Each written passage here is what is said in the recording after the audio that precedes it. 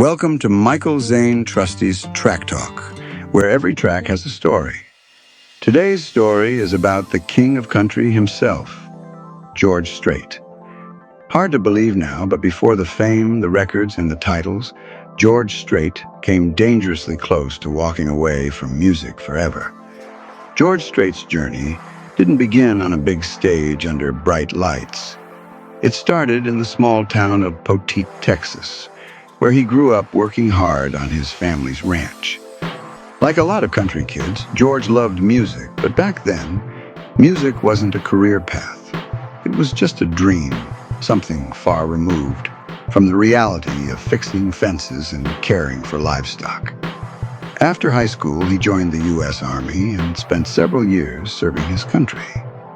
It was during this time that George started playing in an Army band called Rambling Country.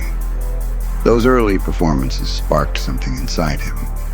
He realized music wasn't just a hobby, it was his calling. But when George returned home, things weren't easy. He joined a local group called the Ace in the Hole Band. They played small Texas dance halls and honky-tonks, places filled with two-steppers, neon lights, and beer-stained floors. The band developed a loyal following. But getting attention from Nashville? That was a whole different story. George cut demo after demo, sent tape after tape to the big labels in Nashville, and every time, the answer was the same: no. For years, the doors stayed shut. George had a family to support. He had a wife, Norma, and a young daughter, and the reality was setting in. Music wasn't paying the bills. That dream that had once burned so brightly was starting to fade. Then came the breaking point. After years of rejection, George was ready to call it quits. He decided it was time to walk away from the music scene and focus on ranching, something steady, something he could count on. George Strait, the man we know today as the King of Country, was one decision away from never recording a single hit.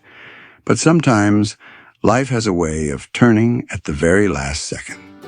In 1981, George got what he thought would be his final shot. A small Nashville label, MCA Records, was scouting for new talent. George got an audition, but it wasn't a sure thing. Still, he made the trip, gave it everything he had, and left the rest in God's hands. That meeting changed everything. MCA signed George Strait to a one-album deal, and the first single they released was Unwound. It hit the charts like a Texas twister, climbing into the top 10. Suddenly, the man who was ready to quit was the hottest new voice in country music. From that moment on, George never looked back. Hit after hit followed. He went from almost walking away to becoming the most decorated country artist in history. With 60 #1 hits, more than 100 million albums sold, and a legacy that defines the genre. Looking back, it's almost hard to imagine. If George Strait had given up that day, country music would never have had its king.